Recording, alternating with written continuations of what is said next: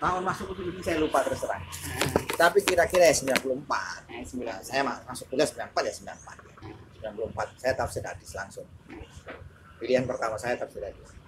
Motivasinya dulu karena MAPK atau bagaimana? Saya masuk tafsir hadis itu terus terang karena Pak Kures. Saya suka belajar Al-Quran. Saya suka tafsir. Kalau hadis kurang begitu suka. Tapi jujur saya ke Jakarta itu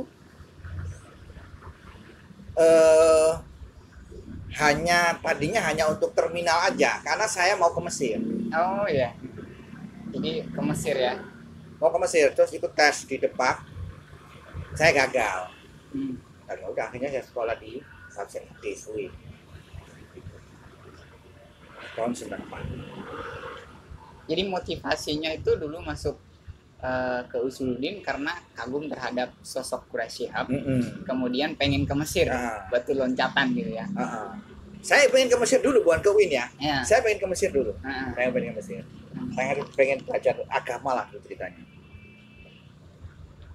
Setelah masuk Usuluddin, Bapak itu abang menemukan nggak apa yang dicari gitu, keilmuan yang dicari. Kemudian misalnya kalau orang kuliah kan ada kehausan terhadap keilmuan diri sendiri. Iya, dan tentu saya mendapatkan yang saya cari di Usuluddin. Kan saya belajar tafsir. Saya suka Al-Quran. Sesuatu yang berbau Al-Quran saya suka gitu waktu itu. Nah, terus saya mendapatkan itu di kelas saya di Usuluddin. Dalam semester 1, 2, 3, 4 itu saya mendapatkan itu. Tapi dalam perkembangannya kan hidup kita itu kan berdialektika dengan banyak hal ya. Iya, benar. Berdialektika dengan banyak hal. Kita sebagai anak muda waktu itu ingin mencoba semua yang ada di depan kita. Ekstrakurikuler itu banyak waktu itu. Saya ketemu dengan sosok-sosok alumni. Ya kayak kita ngobrol gini. Iya. Ketemu dengan sosok-sosok alumni. Thank you Kak. Kamu boleh coba ini. Siap.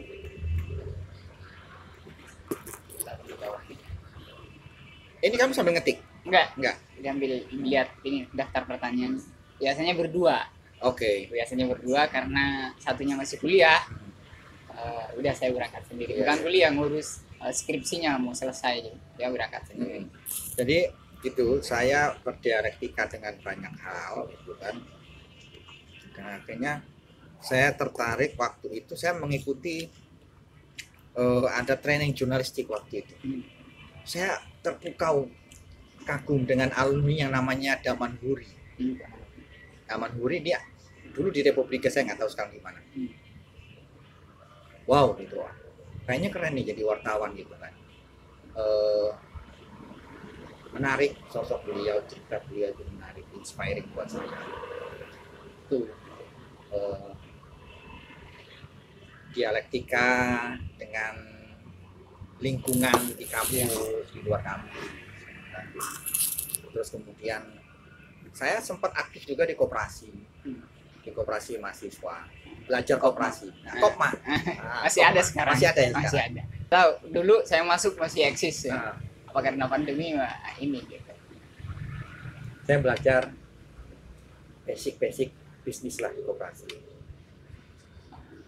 Waktu itu mentornya siapa itu? Saya orang Kuningan gitu, pas saya.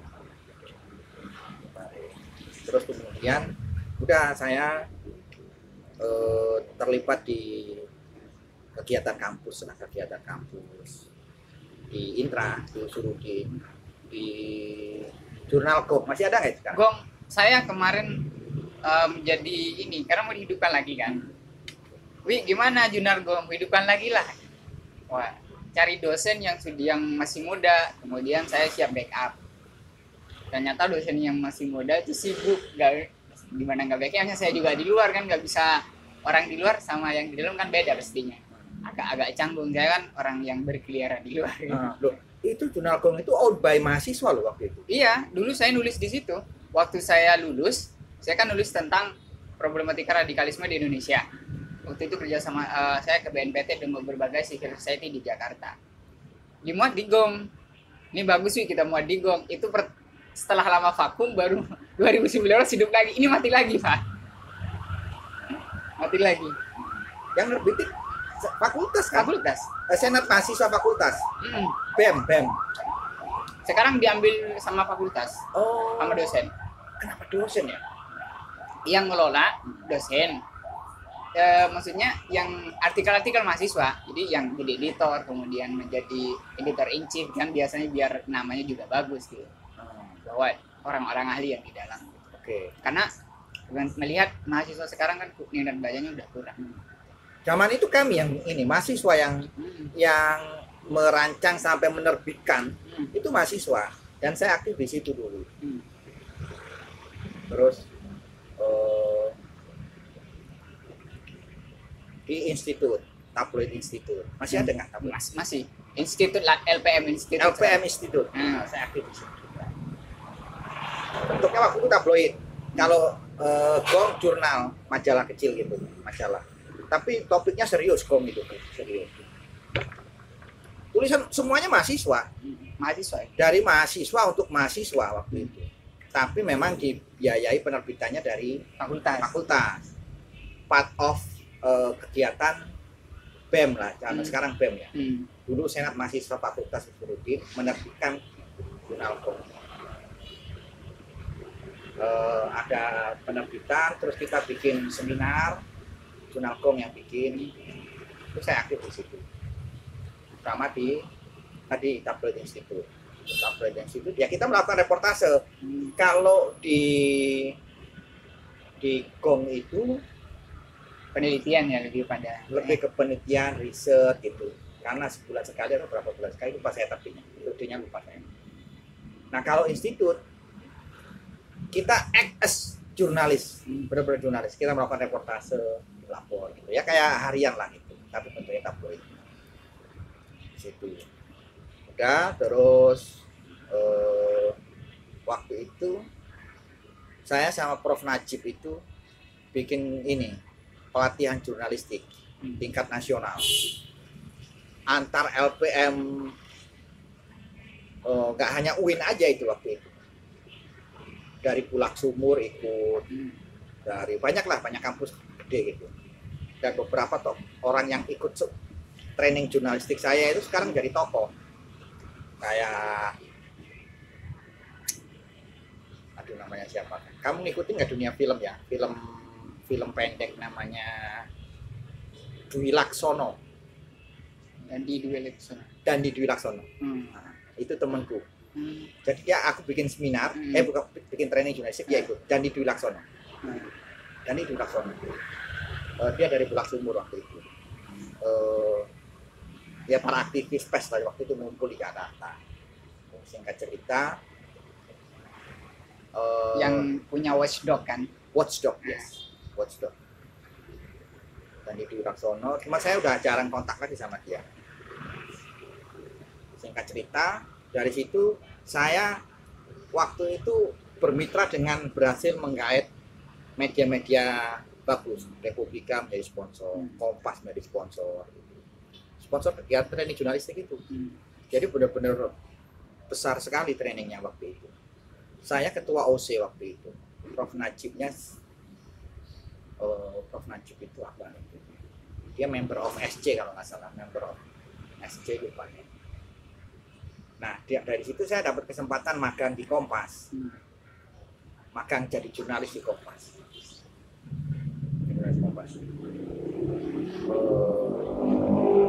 Saya enjoy, saya benar-benar jadi wartawan di Kompas, aktif benar-benar jadi wartawan. Saya ditandem sama wartawan wartawan beneran lah ya, embedded jurnalis di Kompas. Yang misalnya waktu itu Mas Tri Agung Laksana itu liputan hukum. Saya ikut ke persidangan di pengadilan Jakarta itu sama dia. Terus saya disuruh bikin reportase, dia yang kolek reportase kita. Saya liputan ekonomi, pantau harga pasar. Terus kemudian saya lapor haji, tulisannya ya reportase, bentuknya reportase di koran. Nah, udah dari situ saya suka banget dengan jurnalistik, dengan dunia jurnalistik itu. Melakukan reportase, melakukan pendampingan orang-orang yang lemah gitu. Nah, dalam keasikan seperti itu, di sisi lain ini saya kan tercatat sebagai aktivis kampus di lingkungan saya di kampus itu. Saya ya organisatoris lah, aktivis gitu. Suatu ketika saya sebenarnya nggak begitu tertarik dengan politik kampus itu ya. Enggak. Bayangan saya praktis saja waktu itu. Saya habis lulus, saya mau ngelamar jadi wartawan. Singkat, gampang lah waktu itu, pragmatis banget saya waktu itu. Di tengah jalan, di kampus ini ada proses politik yang sedang berjalan. Pemilihan Senat Institut, Presiden BEM lah. Kalau sekarang itu Presiden BEM. Ada proses pemilihan. Dulu itu pemilihannya nggak one man one vote, tapi perwakilan sistemnya. Oh iya, Sistemnya perwakilan. Kamu udah mewawancara Ilham Khairi? belum. Ilham Khairi ini sekarang direktur Tentara Budaya Kompas. Boleh nanti rekomendasi bisa ini Ya. wawancara. Nah, dia senior saya satu angkatan di atas saya. Dia meminta saya untuk mencalonkan diri sebagai kandidat presiden mahasiswa, ketua Senat Institut lah.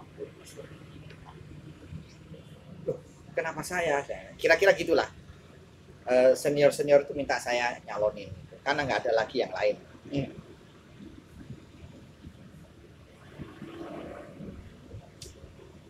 Ya, singkat cerita, akhirnya saya meninggalkan sementara dunia jurnalistik itu. Saya ikut proses politik di kampus. Saya ikut sama teman-teman. Saya terpilih. Tahun 9 berapa terpilih jadi senam kampus? 9798. 9798. Sebelum Aceh. Sebelum Aceh. Oh ya, Aceh 98 ya. Kemudian Aceh setelah saya. 9798 baru Pemira terpilih secara umum kan. Maksudnya dipilih secara one man one vote kan. Aceh itu produk pertama pemilu raya. Aceh. Jadi saya itu sleting sama Aceh. Sleting sama Aceh. Sama wakil dekan dakwah Nafsiyah. Bu Nafsiyah. Itu kami satu letting. Saya presiden mahasiswa, dia presiden fakultas dakwah. Aceh presiden dakwah Syariah. Bukan, adab. Adab. Terus Usuluddinnya Halim Ambia. Syariahnya itu Kiki, Rahmat Jailani Kiki. Ya, seangkatan itu. Ya, karena 98 sibuk lah kita ya dengan kegiatan berbagai macam kegiatan menurunkan Soeharto lah. Nah, udah singkat cerita saya selesai dari kampus. Nah, sebelum selesai Soeharto udah turun kan, saya bikin caretaker yang menyiapkan pemilu raya. Caretaker terbentuk, mereka yang menyiapkan, saya undur diri dari kampus. Saya kembali ke dunia jurnalistik. Enggak, kembali ke kelas kira-kira gitu, menyelesaikan tugas-tugas saya. Aktivitas kuliah. Iya, skripsi itu. Akhirnya singkat cerita saya lulus. Oh ya, lulus. Tahun 98 ya, akhir atau? Oh enggak, lulus saya 99 apa 2000 gitu. 99. Nah, berarti masih Burhanuddin Muhtadi udah jadi pres tahun 98 atau 99. Burhanuddin tadi. Presnya itu masih Aceh kalau nggak salah ya. Setelah Aceh baru kan Pak Burhan. Ya, sudah Aceh bukan. Sudah Aceh bukan. Nah udah gitu saya lulus. Setelah lulus itu ngapain? Setelah lulus saya waktu itu bantuin ngedit ya kayak kamu sekarang mungkin ya, ngedit gitu. Jadi editor di Incis namanya, penerbitan Logos. Punya Kak Uci, kamu kenal nggak Kak Uci? Belum. Punya senior di HMI dulu. Nah saya di situ lah. Saya sempat jadi tim penulis bukunya Profesor Zaki Darajat, 76 tahun Profesor Zaki Darajat. Jadi saya cek sibuknya waktu kayak kamu gini. Di belakang saya profesor lah. Tim penulis buku yang cuma numpang nama doang, kayaknya kerja kan kita. Iya, benar. So kemarin saya sama Pak Dadi juga nulis tentang kesulanan. Yang di belakang profesor tim editor ahlinya Pak Dadi, yang collection saya sama teman-teman. Iya, yang gitu biasa gitu. Dalam dunia tulis menulis itu hal yang common gitu. Nah waktu itu saya juga seperti itu. Akhirnya terbitlah buku Profesor Zaki Darajat. Apply ke media-media. Memang saya pengen jadi wartawan. Iya. Akhirnya ada lowongan waktu itu sebuah media baru namanya lipostar.com. Masuknya saya di lipostar.com itu diterima. Setelah tes saya diterima di situ.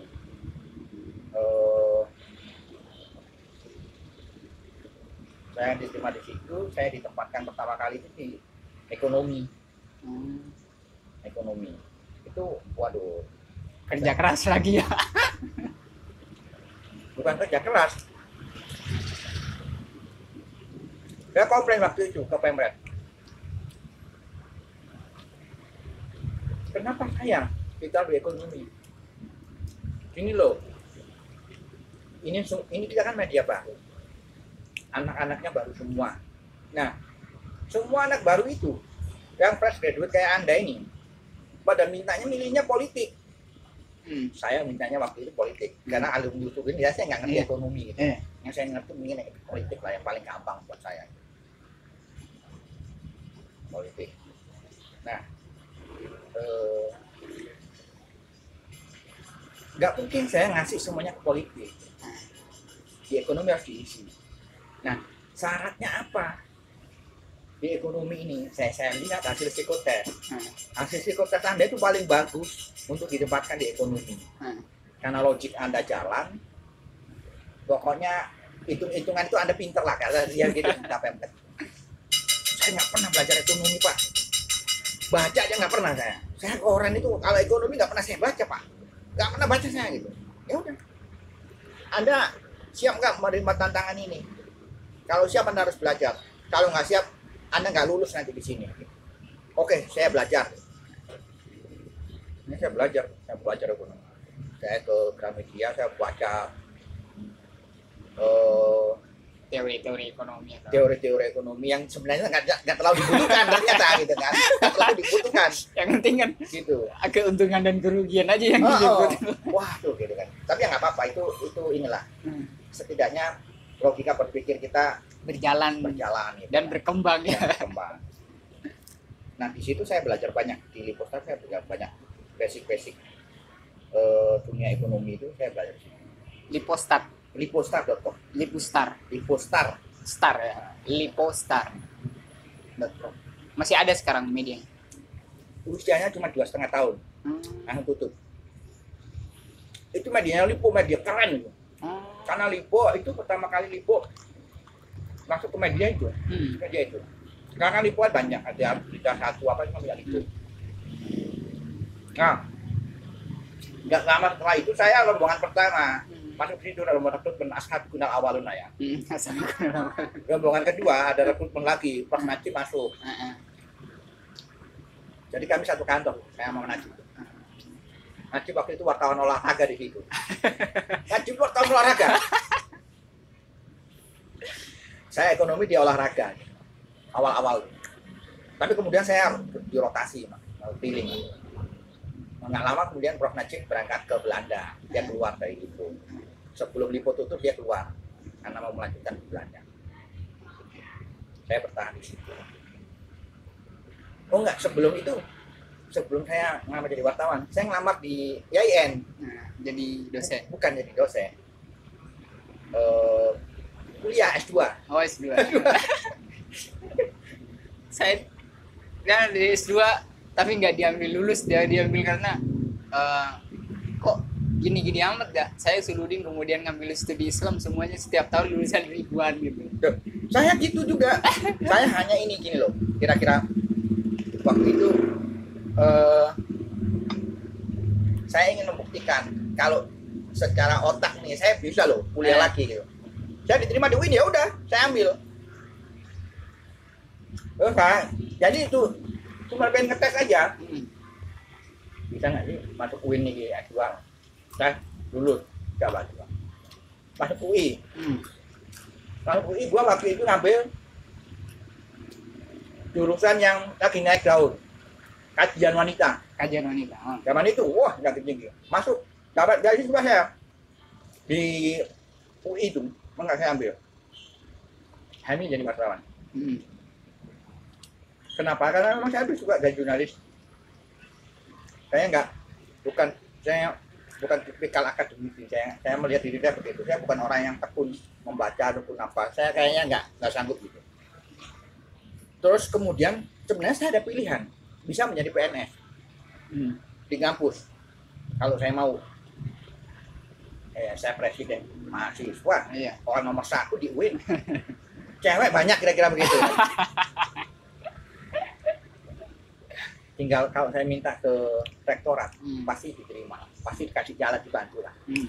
Mas saya nggak milih. Waktu itu Prof almarhum. Prof almarhum. Wah itu saya kalau ketemu almarhum itu, waduh, kamu lu, gitu kan. Jadi suatu ketika pas saya jadi wartawan, tapi saya udah pindah di Bisnis Indonesia waktu itu. Visi Indonesia. Bisnis Indonesia. Oh, bisnis. Sekarang bisnis.com ya?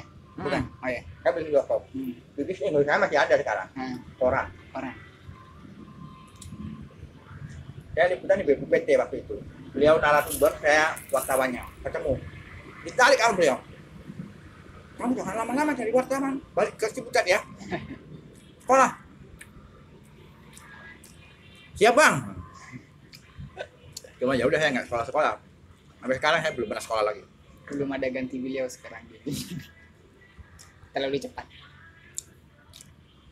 Karena jadi singkat cerita saya memang setelah lulus itu saya meninggalkan Ciputat.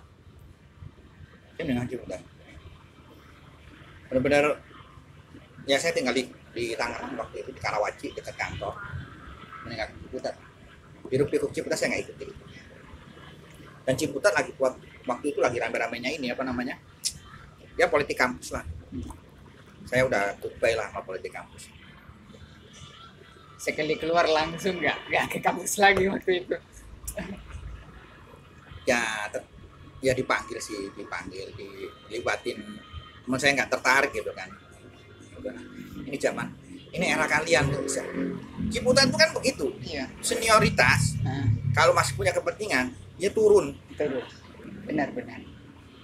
Karena dia punya kepentingan, dia pengen merawat kakinya di Ciputat. Nah, saya bukan politisi. Basic saya bukan politisi. Jadi saya nggak pandai merawat akar sosial saya. Nah, beda sama politisi. Dari A sampai Z selesai. Dirawat mereka, jaringannya dirawat. Saya bukan tipikal politisi yang seperti itu. Nah kan, karena memang tadi saya quote-unquote saya kecelakaan politik tuh. Jadi ketua senat itu. Karena kemauan kelompok kepentingan saya. Iya. Karena nggak ada lagi yang lain. Jadi mesin politik saya yang jalan itu mesin politik saya. Saya hanya figur aja waktu itu. Ya jadi udahlah kamu maju. Saya yang kerja, benar. Saya yang kerja, kami yang kerja. Kira-kira gitulah waktu itu. Dan intinya saya kembali ke namanya ke jurnalistik. Saya enjoy jadi wartawan ekonomi, terus kemudian dipindah ke ekonomi. Itu kan luas ya, ada sektor real, mikroekonomi, makroekonomi, luas. Saya punya pengalaman banyak.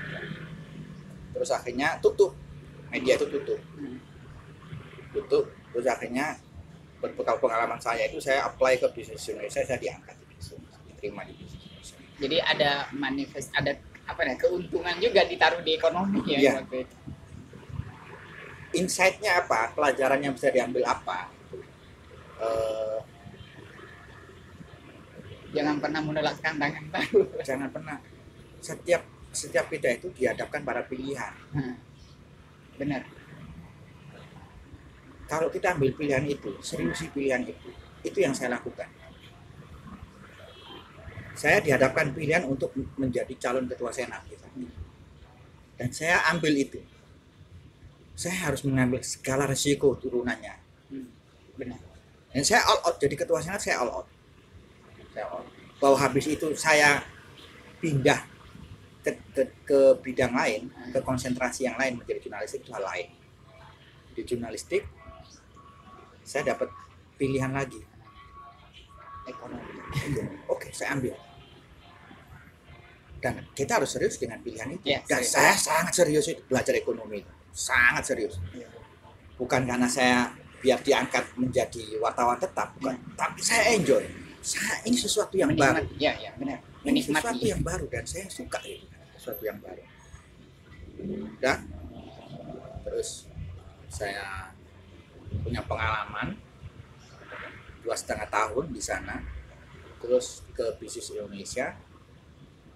Ya relatif lebih mudah kan. Bisnis Indonesia itu kan semua topiknya bisnis, nggak ada politik. Ada politik cuma satu halaman. Itu koran terbesar, koran ekonomi paling bergengsi di Indonesia waktu itu. Ya alhamdulillah saya di sana dan saya berproses bisa berkompetisi di sana sama yang lain.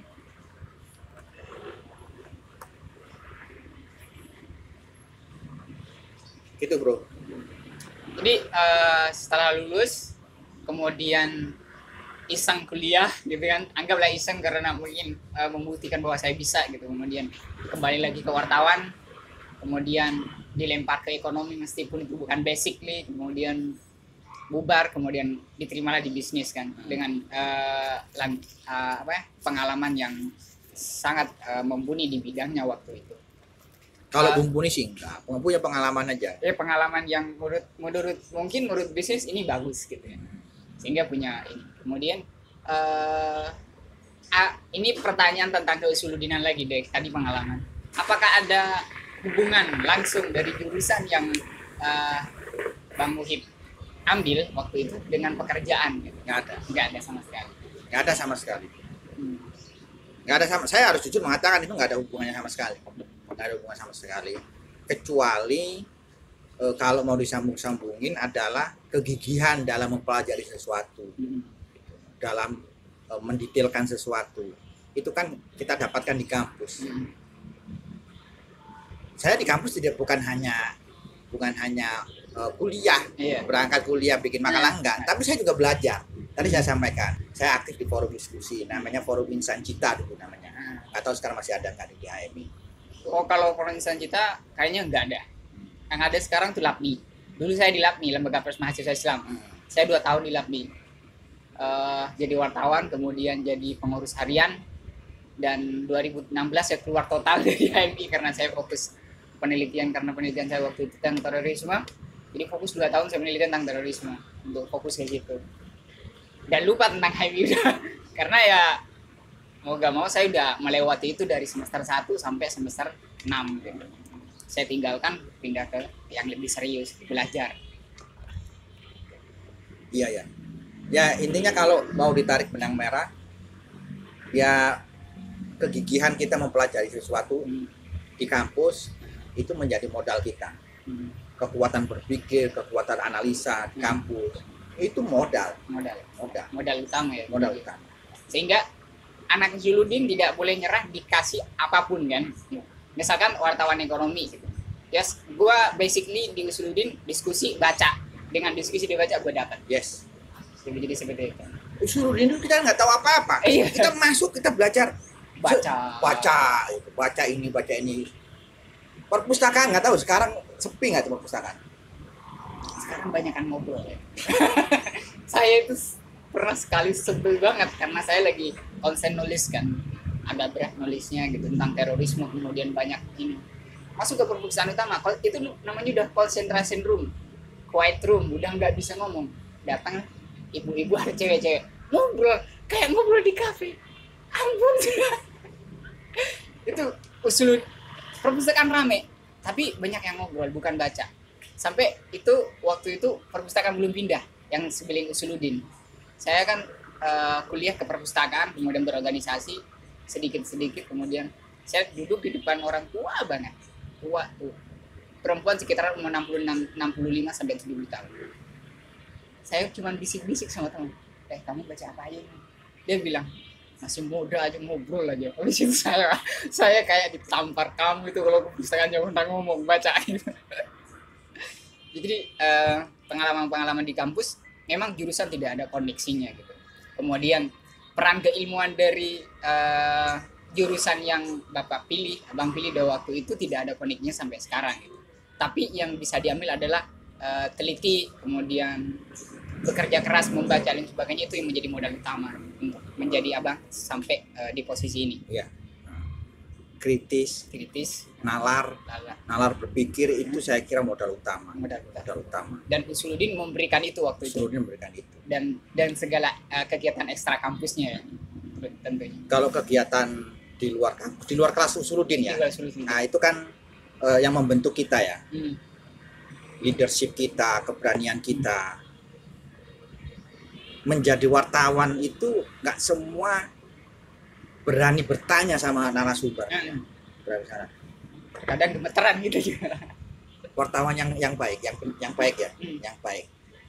Sebelum melakukan wawancara itu, dia melakukan riset, dicari dulu siapa tokohnya apa. Dan ya saya nggak tahu wartawan sekarang kayaknya nggak begitu. Nah, kayaknya nggak begitu. Kopas aja. Kopas nggak dalam ilmunya wartawan itu. Kenapa saya bilang begitu? Karena saya sekarang posisinya adalah orang yang diwawancarai. Iya. Saya itu sekarang spokesperson untuk Astra Honda Motor. Iya. Ya, saya kan bisa ngukur nih anaknya. Ya. Jadi pengetahuan tentang, misalkan tentang Bapak sendiri dengan Abang sendiri, kemudian tentang produknya sendiri. Jangan tentang saya. Tentang produknya tentang produk, tentang topik yang dibicarakan. Hanya textbook aja pertanyaannya udah disusun. Iya. Tidak mengalir seperti mana kita membaca sesuatu itu dari yang setelah baca sebelumnya, misalkan tentang Astra itu apa aja gitu, kemudian jadi mengalir gitu. Banyak yang seperti itu, dan banyak media-media yang muncul yang nggak jelas tuh. Ya, menjadi jurnalis itu kan kita dituntut untuk satu, berani bertanya, terus mampu menggali lebih dalam problematika yang sedang kita ini. Dan saya belajar itu di alma mater saya, di Lipostar sama Bisnis Indonesia. Apalagi di Bisnis Indonesia kan spesialis orangnya. Jadi misalkan waktu itu saya di otomotif gitu ya, saya dituntut untuk menguasai jauh lebih dalam dibanding media-media yang lain, sedetail mungkin, seakurat mungkin, sehingga kalau orang baca, maaf potong, oh ya inilah Honda gitu. Iya. Tidak harus bertanya kepada siapa lagi gitu, dengan membaca sebaris aja udah tahu gitu. Iya. Saya di Bisnis Indonesia itu apa ya? Saya puas, bangga menjadi wartawan di Bisnis Indonesia itu. Karena saya melakukan banyak hal terkait dengan kepentingan publik ya,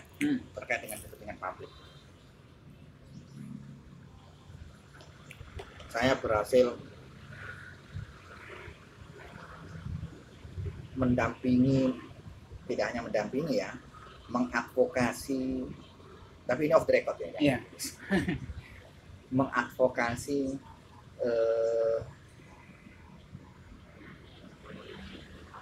supplier Carrefour Nah, untuk melawan Carrefour sampai Carrefour didenda miliaran rupiah.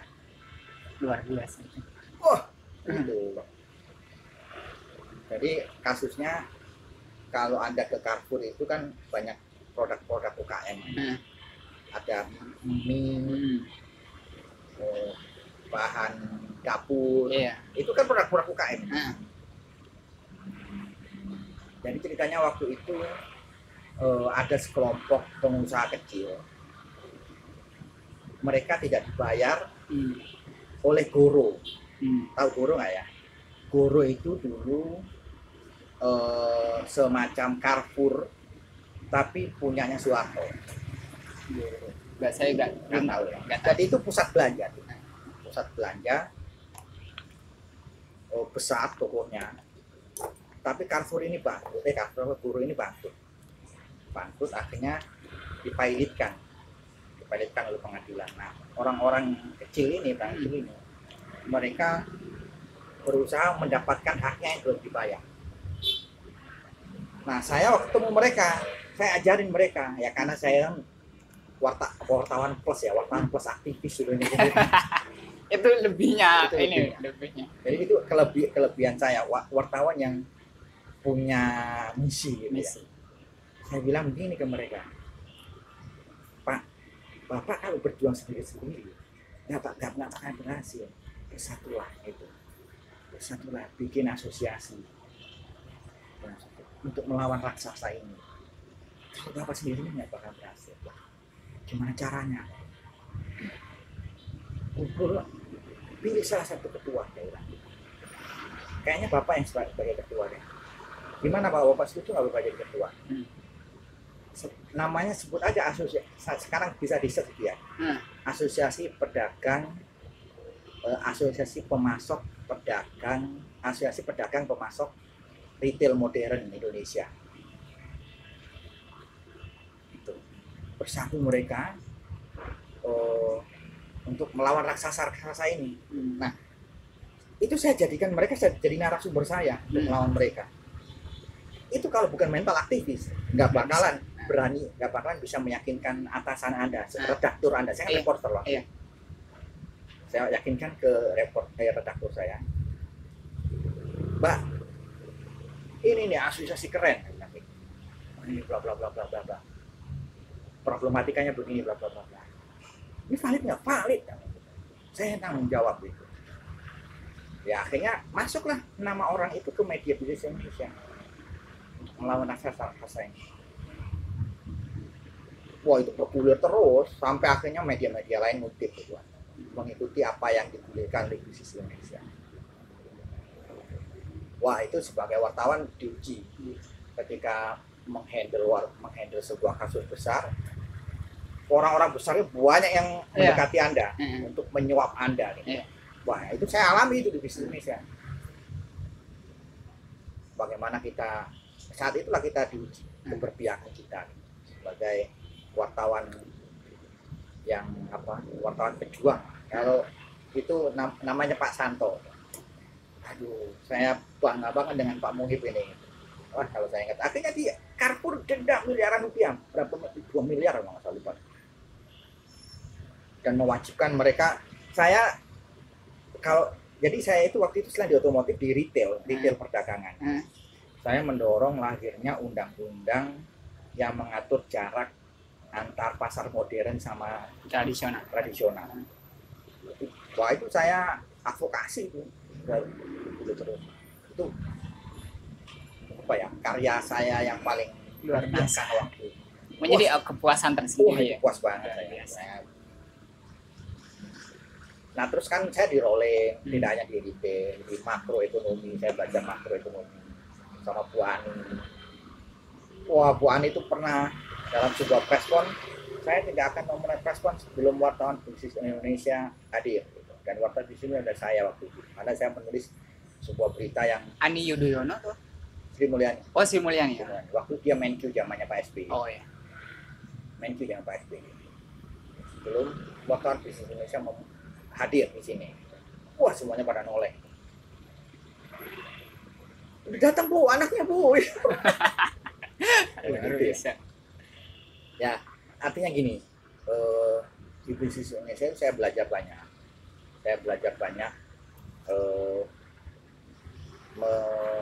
Mengajak orang untuk kritis melalui tulisan-tulisan saya. Harus itu.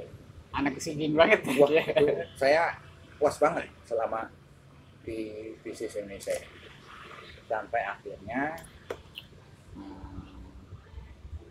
ada kesempatan saya untuk naik jabatan.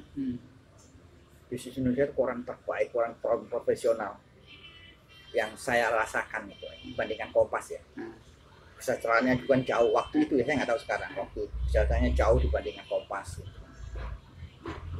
Nah, saya diberi kesempatan untuk ikut tes jadi redaktur. Buat saya ini sebuah achievement gitu ya. Saya menarik.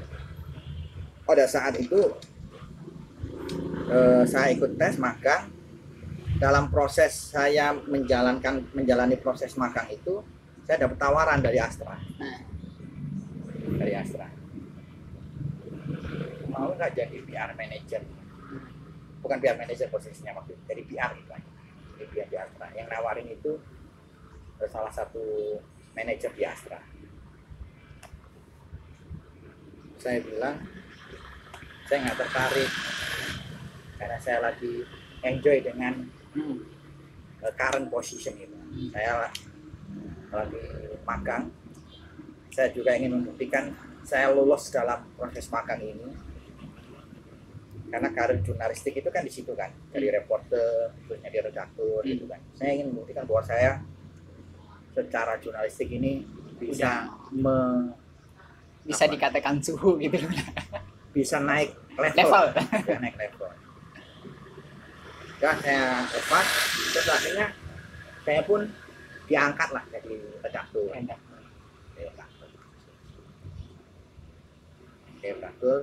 Terus kemudian setahun saya jalani redaktur, saya ngobrol sama salah satu petinggi Astra, saling cerita lah, curhat lah, saling sesama pribadi gitu ya. Dia cerita tentang bisnisnya, saya cerita tentang pekerjaan saya. Saya waktu itu merasa apa istilahnya, kapasitas saya itu tidak terutilize maksimal dengan posisi menjadi redaktur. Kalau ada kapasitas 100% mungkin utilisasinya baru 50%. Loh, kenapa nggak nyoba posisi di Astra aja waktu itu, kenapa nggak diterima? Masih ada nggak posisi itu deh? Coba nanti saya omongkan lah. Terus singkat cerita, saya tidak diberi kesempatan untuk ketemu presidennya Astra Honda Motor, pimpinan tertinggi di Astra Honda Motor. Ngobrol lah kami, dia minta masukan bagaimana Anda melihat brand Honda, Astra Honda Motor seperti apa. Ya saya cerita dari perspektif saya sebagai jurnalis itu.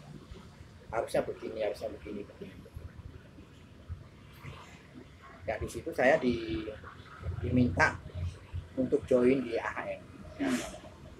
Wah, saya kaget itu. Aduh Pak, saya nggak pernah belajar komunikasi. Saya nggak melihat latar belakang pendidikan seseorang. Karena saya sendiri waktu itu dia sebutkan apa gitu jurusannya, dia biologi atau apa gitu, jadi presiden. Buat saya melihat seseorang itu satu, integritas, dia punya integritas apa enggak, dan saya melihat Mas Mui punya integritas. Terus kedua, dia mau belajar apa enggak, ya benar, mau belajar apa enggak. Nah kalau yang kedua ini tergantung sama Mas Mui mau belajar nggak di Astra. Saya terus terang Pak, saya suka sesuatu yang baru gitu. Cuman saya juga mengukur diri kalau sesuatu yang baru itu sangat berat buat saya gitu. Saya nggak tahu gitu. Ya udah gini, Mas Muhib coba aja tes dulu nanti. Oh ya, saya setiap masuk company saya selalu tes. Nggak pernah saya pakai KTBDC ya. Saya mengikuti beauty contest dengan peserta yang lain. Dan saya tidak pernah pakai KTBDC. Saya benar-benar berkompetisi. Termasuk masuk bisnis Indonesia. Ada proses magang, proses seleksi, selalu itu. Saya nggak pernah pakai KTBDC. Karena saya ingin membuktikan bahwa saya bisa bersaing dengan yang lain. Ya. Termasuk masuk Astra itu. Saya, udah kamu tes aja dulu. Oke. Singkat cerita, saya tes dan saya dinyatakan lulus. Tinggal akhirnya saya negosiasi gaji waktu itu. Negosiasi fasilitas lah, gaji dan segala macamnya. Saya pas dikasih itu saya nggak mau. Tapi ini jangan ditulis ya, ya ini sama Astranya. Saya nggak mau. Akhirnya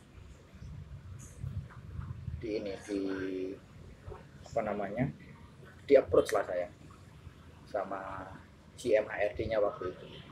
Di approach sampai akhirnya saya ambil tawaran itu. Sebesaran berapa kira-kira? Ya cukup besar lah. Dibanding dari bisnis Indonesia, Cak tentu lebih bagus gitu. Offeringnya lebih bagus gitu. Cuman waktu itu saya ya harus menyesuaikan diri dengan sesuatu yang baru ya. Culture kerjanya yang baru. Ya beda lah, ini dua hal yang berbeda. Sampai akhirnya saya magang OJT namanya ya. OJT saya itu 3 bulan. 3 bulan saya lolos, terus saya diangkat jadi karyawan tetap. Langsung saya jadi manajer waktu itu. Yang jadi manajer. Orang baru, ya saya harus membuktikan ke orang sekeliling saya bahwa saya Bisa ya. pro hire dan saya bisa melakukan perubahan di sini. Dan saya banyak menerima challenge, tantangan dari manajemen Astra waktu itu. Saya jawab dengan pekerjaan, dengan tim saya gitu. Akhirnya ya saya berhasil mengikuti prosesnya sampai akhirnya saya disekolahkan sama Astra. Disekolahkan. Jadi gini, jadi sebelum pas diangkat itu saya langsung jadi manajer. Saya kaget gitu, kenapa langsung jadi manajer? Karena terus terang saya masuk Astra itu salah satu yang saya incar itu adalah sekolah manajemennya, manajerialnya. Jadi di Astra itu setiap level itu untuk bisa naik level seseorang itu harus disekolahkan. Kalau lulus sekolah ini baru bisa naik level. Ya. Bagus juga ya. Saya mengincar itu sekolah namanya AMMP, Astra Astra Management Program, sekolah untuk manajer lah itu. Terus kata presidennya itu, Anda nggak butuh sekolah itu, Anda udah di atas itu, kira-kira gitu. Jadi ini orang anggap saya pinter aja nih orang gitu kan. Padahal saya pengen belajar gitu kan, pengen belajar. Itu udah lewat gitu. Waduh Pak, tapi saya pengen dapat sesuatu Pak. Sebelum saya naik level ini, udah gini aja. Anda kalau mau belajar sesuatu, kami punya di HRD itu ada silabusnya. Anda pilih mau sekolah di mana. Mau pilih mana yang Anda pelajari. Nanti sekolahnya di Prasetya Mulia. Jadi udah itu saya pilih tuh. Misalkan sekolah finance, sekolah marketing, sekolah manajemen gitu. Jadi saya pulang kerja itu sekolah di Prasmul, Prasetya Mulia, short course lah, short course itu. Ya, ya saya dapat knowledge lah, dapat pengetahuan. Nah, terus menjalankan pekerjaan rutin sampai akhirnya saya dapat challenge untuk naik ke level yang lebih tinggi dari GM. Dan itu tidak mudah gitu kan. Karena tadi ada beauty contest, Ada gitu kan tes. ada beauty contest. Dan Lakimi gitu kan, saya terpilih untuk diberikan posisi itu. Kamu di sini tapi statusmu adalah deputi GM kira-kira gitu. Artinya apa? Artinya saya sudah dapat otoritas, dapat wewenang untuk mengelit sebuah divisi. Cuman pangkat saya belum nyampe. Nah, untuk nyampe ke pangkatan itu, saya harus sekolah. Sekolahnya namanya AGMP. Itu saya sekolah 1,5 bulan. Kurikulumnya yang bikin NUS, National University of Singapore. Dosennya boleh semua. Saya sekolah 1,5 bulan itu dari jam 7:30 sampai jam 9 malam. Dikebut. Materinya bahasa Inggris semua. Dan istri saya sampai bingung. Gila ya, kamu bisa lulus dengan materi seperti ini? Sesuatu yang tidak ada di UIN. Iya. Tidak ada di UIN gitu kan. Materi-materi marketing, materi-materi finance, wah semuanya lah dipakai. Akhirnya saya lulus. Ya udah, terus akhirnya saya dapat semuanya itu secara otoritas, kepangkatan juga saya dapat. Nah sekarang kalau dulu saya ngelit itu di bagian public relation, manager public relation pertama kali masuk. Terus sekarang saya membawahi 3 departemen, public relation, terus CSR, terus sama pendidikan.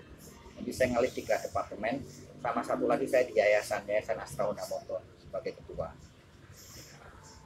Yayasan Astra Honda Motor ini lebih ke full CSR lah. Ini kenapa memilih pekerjaan itu? Kan tadi udah dijawab sih sebenarnya. Adalah proses yang panjang, kesukaan terhadap dunia jurnalistik, kemudian ada tawaran dari Astra, kemudian memilih untuk belajar.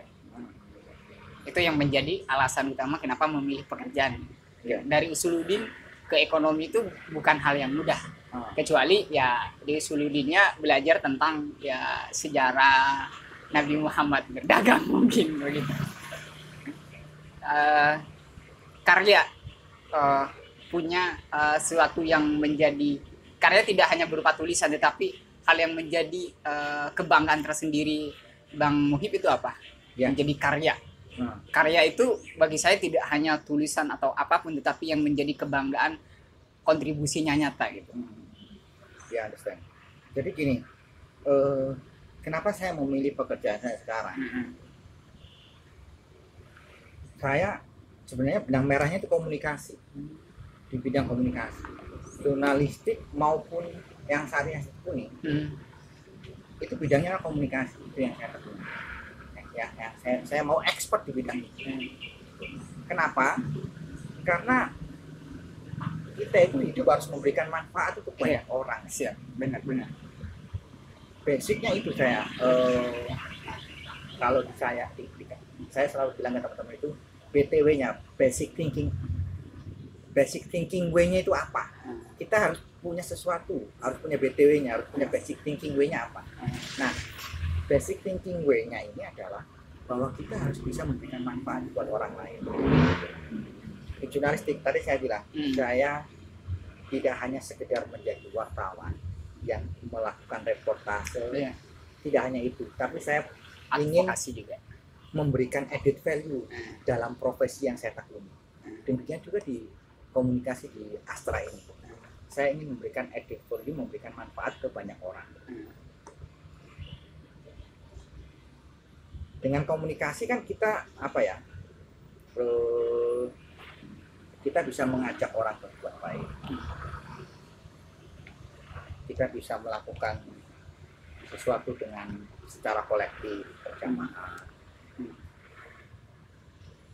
Dan itu saya lakukan tentu saja tadi dengan membangun sebuah sistem kerja di Astra, di AHM. Saya sebutnya Astra Honda Motor kan, bukan Astra, karena Astra itu ada sendiri di Astra Honda Motor.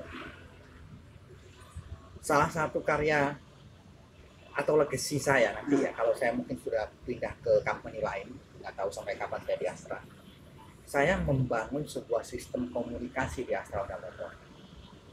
Ini salah satu karya yang mungkin ini yang membuat manajemen mempercayakan beberapa hal yang penting kepada saya di bidang komunikasi. Saya membangun sebuah sistem komunikasi di Astra Honda Motor. Jadi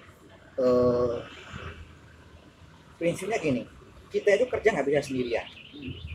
Saya pun juga begitu. Saya melakukan manajemen komunikasi itu tidak bakalan sukses kalau tidak didukung oleh sebuah sistem dan lingkungan yang support. Makanya saya membangun, saya sebutnya apa ya? Jadi bagaimana saya bisa menggerakkan jaringan saya untuk menggulirkan sebuah isu-isu tertentu. Tentu isu dalam arti yang positif. Isu positif. Yang positif. Saya mau ngomong apa, klik aja. Saya mau merah Indonesia, merah semua melalui network saya. Network bisnis Honda. Itu yang saya bangun di Astra Honda Motor. Jadi satu pintu komunikasi. Satu channel, menu komunikasi. Gitu. Jadi saya siapkan dari dulu sampai hilir.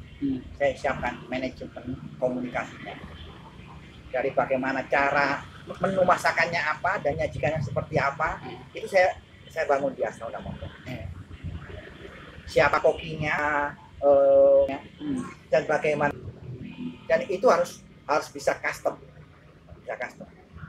Kalau menyajikan ke para petinggi seperti apa, saya ciptakan sistem itu. Jadi di sistem itu menciptakan pola komunikasi yang disesuaikan dengan tempatnya atau disesuaikan dengan orangnya, dan disesuaikan dengan kebutuhan yang ada. Misalkan paling bawah gaya komunikasi apa yang harus dipakai, kemudian komunikasi kelas menengah ke bawah ke atas apa yang harus dipakai, kemudian yang paling tertinggi pun ada pola komunikasi yang selevel gitu. Ya. Dan itu tidak mudah. Memang sulit itu. Itu tidak mudah. Di awal saya harus meyakinkan para owner. Para owner main dealer sepeda motor Honda di Indonesia. Saya harus meyakinkan bahwa komunikasi is very important for your business. Nah, begitu dapat itu, kita satu frekuensi, saya tinggal ngembangin berikutnya, tahapan berikutnya. Nah, sekarang sudah established, tinggal menjalankan dan terus kita evaluasi, kita melakukan perbaikan terus-menerus sesuai kebutuhan. Nah, saya bukan karya, bukan prestasi sih ya. Cuman ini sesuatu yang menurut saya akan bisa menjadikan legacy yang bagus dan pijakan. Saya pergi pun nanti tetap jalan kira-kira. Siapapun yang duduk di sini, yang menempati posisi ini, akan berjalan di atas rel yang saya bangun. Menjadikan fondasi itu dikuatkan dengan sistem yang ada, sehingga pola komunikasi yang berjalan tidak akan pernah putus siapapun yang mengganti. Jadi kayak kalau dalam itu proyek jangka panjangnya sudah ada gitu. Tinggal outcome sudah jelas, output juga jelas, sehingga siapapun yang akan nanti mengganti akan terus berlanjut meskipun akan ada inovasi di dalamnya. Begitu kan, Pak? Ya, dan itu yang saya belajar dari Astra. Artinya Astra itu selalu men-challenge orang-orang terbaiknya untuk terus melakukan inovasi. Anda percaya nggak di Astra itu setiap tahun bisa lebih dari 100 ide inovasi? Keren. Jadi budaya inovasi di Astra itu kuat ya, sangat kuat sekali.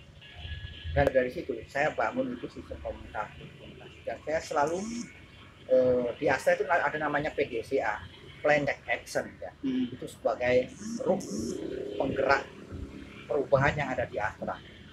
Dan kita selalu mengevaluasi sistem yang kita punya untuk disesuaikan dengan perkembangan yang kita butuhkan. Dan ini tentu tadi saya bilang ini bukan karya, tapi banyak akhirnya saya mendapat apresiasi, dapat penghargaan, baik itu dari internal Astra maupun dari eksternal Astra. Misalkan saya pernah dinobatkan sebagai best PR manager zaman itu, beberapa achievement dari luar. Saya ya ini apresiasi terhadap kerja keras tentunya. Bonus lah buat saya. Iya, bonus terhadap kerja keras yang dilakukan. Tentunya dengan belajar yang sungguh-sungguh kan. Iya. Ini yang pengalaman yang paling menakjubkan selama hidup. Saya itu setiap pengalaman itu saya anggap sebagai sesuatu yang memorable. Yang paling berkesan. Menurut saya semua pengalaman pasti berkesan karena ada tantangan tersendiri yang harus diselesaikan. Ada puzzle sendiri yang mungkin puzzle-nya itu ada lumayan mudah, ada yang sangat mudah. Bang Muhib sendiri apa yang paling berkesan atau yang paling menakjubkan dari antara pengalaman semua itu? Salah satu menurut saya yang paling mengesankan ya itu saya ketika manajemen memimpin bidang komunikasi di Astra Honda Motor. Sesuatu yang yang memorable tadi, karena di situ saya bisa menjadi panglima komunikasi lah di Astra Honda Motor. Saya bisa mengatur semua komunikasi di Astra Honda Motor. Itu menurut saya sesuatu yang tidak mudah. Tantangannya juga lumayan sulit.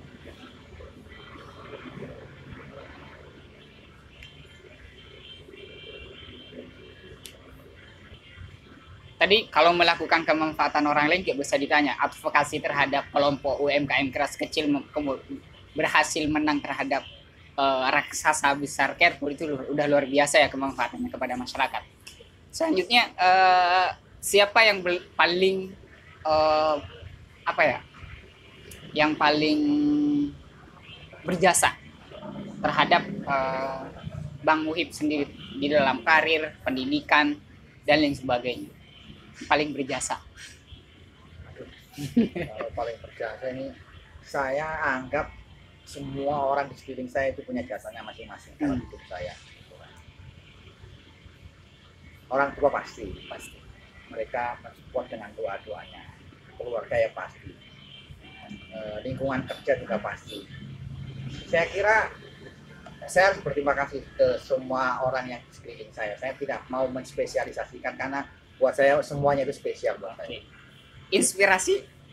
Inspirasi dalam siapa yang menjadi inspiratornya siapa? Inspirasi kalau tokoh, saya banyak tokoh yang tokoh maksudnya. Tokoh banyak yang saya jadikan figur gitu kan. Salah duanya kalau salah satu takutnya nyebut satu aja nih, dari banyak nyebut satu kan nanti ada spesifikasi nanti jawabannya.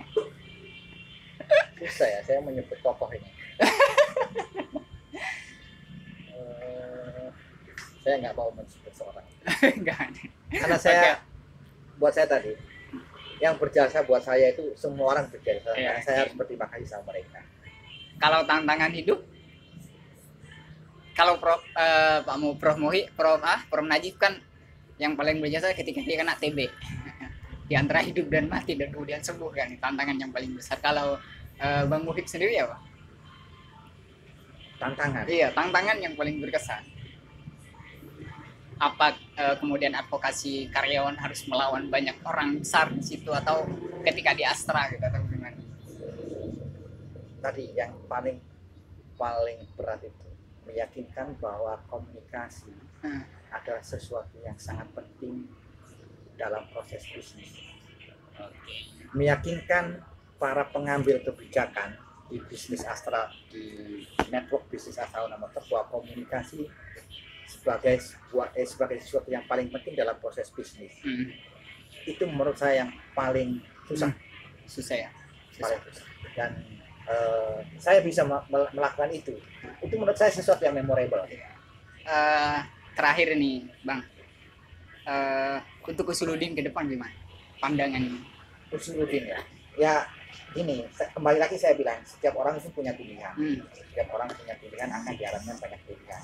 Nah, yang ini untuk Usuluddin nyata kampusnya Kampusnya aja. Kalau alumninya pastilah harus bisa menentukan arah karena udah ya selesai belajar. Ini kan ke depannya. Saya kira ini ya, kalau untuk kampus harus memberikan ruang kreativitas seluas mungkin buat mahasiswanya. Buat mahasiswa mendorong ruang berkreasi seluas mungkin dan melibatkan mahasiswa di semua kegiatan. Dan jadikan mahasiswa sebagai aktor utama, bukan sebagai pelengkap penderita. Pelengkap aja jangan, apalagi pelengkap penderita. Jadi kasih kesempatan panggung buat mahasiswa. Dosen-dosen itu cukuplah di belakang panggung aja. Menulis semuanya mahasiswa yang harus di depan sebenarnya. Menurut saya begitu. Beri ruang seluas mungkin buat mahasiswa mengaktualisasikan ide, memberikan ruang kreativitas mereka. Dosen-dosen itu, para cerdik pandai kita itu cukup membimbing aja di belakang. Cukup kasih arahan kamu ke situ aja. Kalau nggak bisa ya cari yang lain. Jadi gini, orang yang ini mungkin menarik ya. Orang yang berhasil mengantarkan seseorang sukses, yang sendirinya dia akan sukses. Iya, benar Pak. Jadi saya misalkan ya, saya tidak ingin menjadi pinter sendirian. Iya. Itu keterlaluan. Saya tidak ingin pinter sendirian. Saya tidak ingin sukses sendirian. Karena kalau saya sukses sendirian, nggak ada generasinya. Nggak ada generasi. Cukup buat saya adalah mengantarkan anak buah saya untuk sukses. Kalau anak buah saya sukses, orang kan tahu siapa sih bosnya. Iya, benar bagi. Siapa tahu siapa sih dosennya, siapa sih gurunya. Yang ditanya dulu kan adalah bukan orang tuanya dulu, tapi siapa yang membina mereka. Kampusnya apa sih? Iya gitu. Jadi harus ada ruang ekspresi yang cukup luas, ruang apresiasi, kemudian ruang inspirasi, ruang inovasi yang cukup luas. Aku dengar cerita-cerita teman dari kuliah dari luar negeri, ada teman yang kuliah di Boston misalkan. Di Boston itu ada sebuah ruangan yang dikhususkan untuk brainstorming masalah. Jadi semua mahasiswa masuk ke situ bawa masalahnya apa yang ingin disampaikan. Kita di situ lu bisa berinovasi, lu sampaikan, nanti akan ada ruang solusi yang ada. Nah, biar tidak mengawang-awang. Ini saya kasih Usuluddin nih. Kampus itu kan kadang terlalu mengawang-awang ya. Gitu.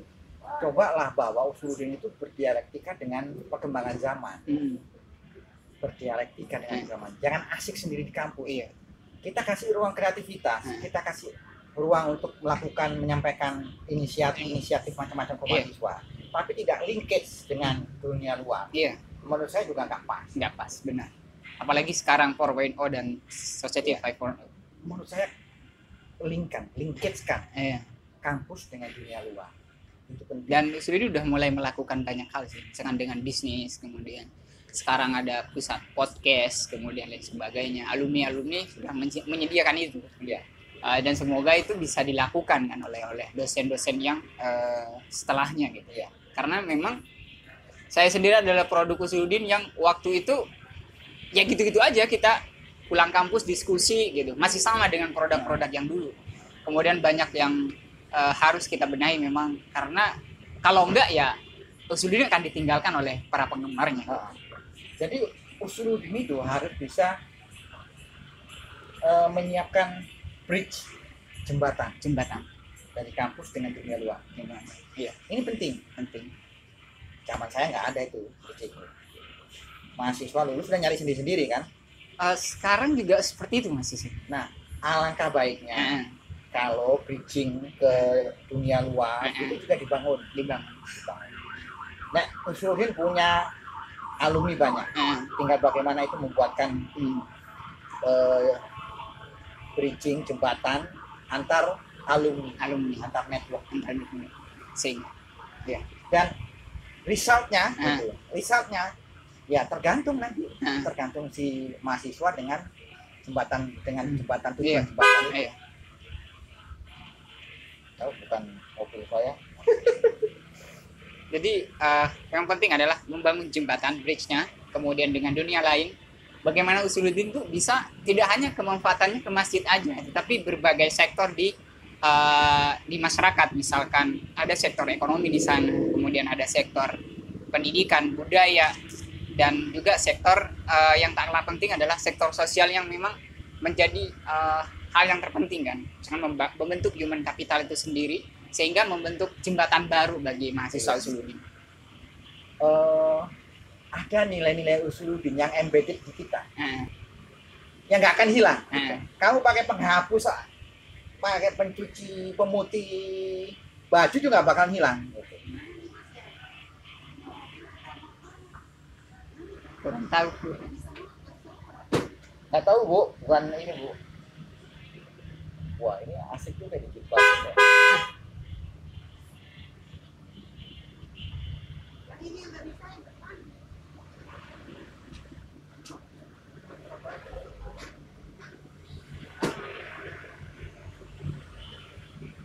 Jadi Apa itu yang embedded banget gitu?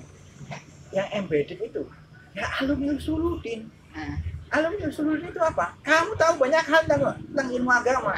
tapi Nggak ada tapi. Itu embedded, nggak bakal bisa dihapus. iya, Seperti yang saya alami. iya. Ya. Nah, Saya profesional di bidang komunikasi. nah, Tapi saya orang juga tahu saya alumni Usuluddin. nah, Artinya apa? Saya nggak bisa macam-macam. iya, Saya alumni UIN. iya. Saya nggak, kalau orang menyadari sesuatu yang embedded itu, Hah? orang itu nggak bakal macam-macam, malu. Nah, Saya di AHM, saya juga menjadi orang bisa kok. ada yang di depan kayaknya. Pak. Saya menjadi Pengurus masjidnya juga penasihat DKM. luar biasa. Orang Usuluddin ya, walaupun seprofesional apapun pekerjaannya, tetapi agama kemudian dan literasi kenabian lah, literasi Al-Quran dan kenabian itu tetap ada di dalam Itu diri. embedded, nggak bisa dihapus pakai pemutih pakaian, pakai nggak bisa hilang itu. Jadi di mana-mana berkiprah keagamaan itu dibutuhkan di situ. Iya. Profesionalisme di dunia kerja atau di apapun, Usuluddin akan dipandang ini anak paham agama, dan itu nggak akan pernah hilang. Itu yang sebenarnya harus ditanam kemudian bisa diapresiasikan ke dunia kerja. Dan dalam artian lo anak Usuluddin harus punya integritas, lo anak Usuluddin paham keagamaan, agama mengajarkan jujur, tekun, sukses dan sebagainya itu ada di agama. Jadi itu yang menjadi menempel, tidak bisa dihapus. Iya. Dan harusnya menjadi pelajaran penting bahwa sebagai anak Usuluddin saya harus tekun, itu perintah agama. Kemudian harus istiqomah kayak abang nih, dari wartawan bisnis tetap pada jalurnya gitu. Itu apa komunikasi? Komunikasi, ihdinas siratal mustaqim gitu. Jadi tetap pada jalan yang ditempuh gitu. Jangan pindah-pindah, tetapi tidak meninggalkan legasi apapun. Jadi intinya adalah lu boleh pindah kalau lu sudah bisa meninggalkan jejak yang baik di situ. Kata ulama, idza kunta fi amrin fakum bihi muhsinan. Gimana kamu di situ berbuat baik gitu. Betul. Saya di Asrona Motor itu jadi penasehat berapa masjid.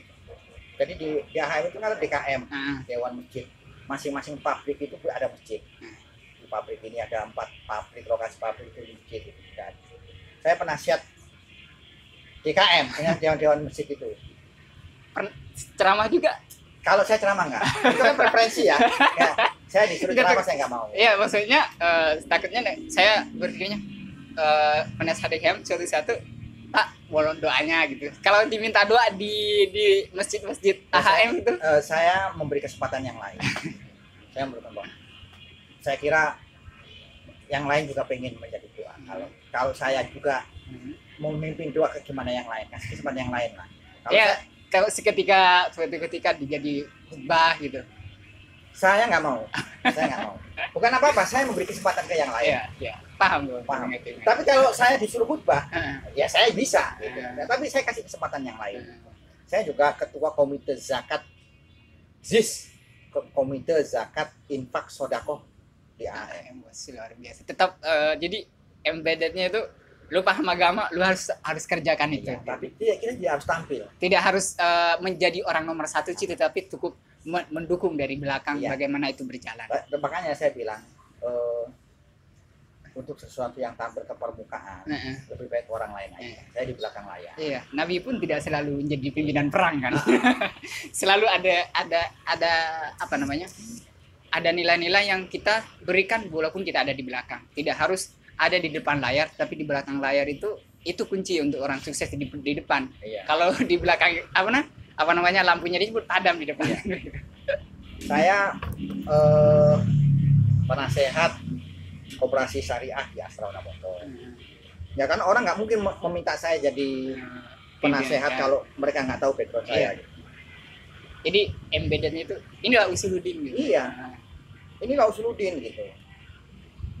Selain kita harus gigih, kemudian tekun, kemudian berintegritas itu paling penting sebenarnya. Dia nggak tahu kenapa Astra tertarik sama saya. Karena integritas saya punya integritas. Saya nggak tahu.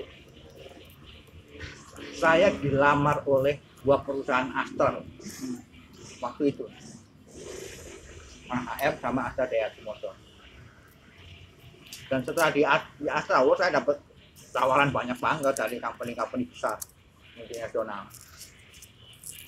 Karena tadi saya profesional. Saya masuk ke tempat kerja saya semuanya pakai tes.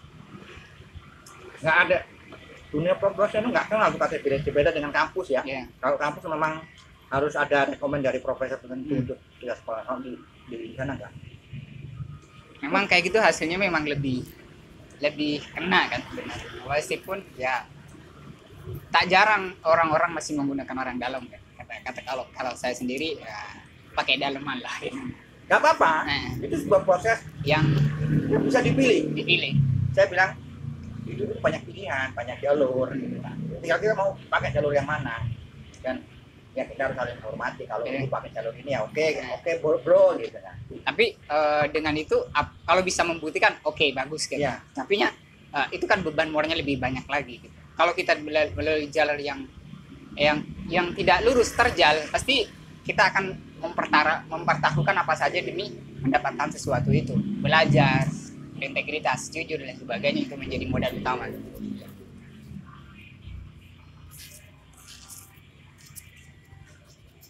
Udah gitu aja Bang. Nanti kita lanjut lagi silaturahimnya. Nanti minta rekomendasinya untuk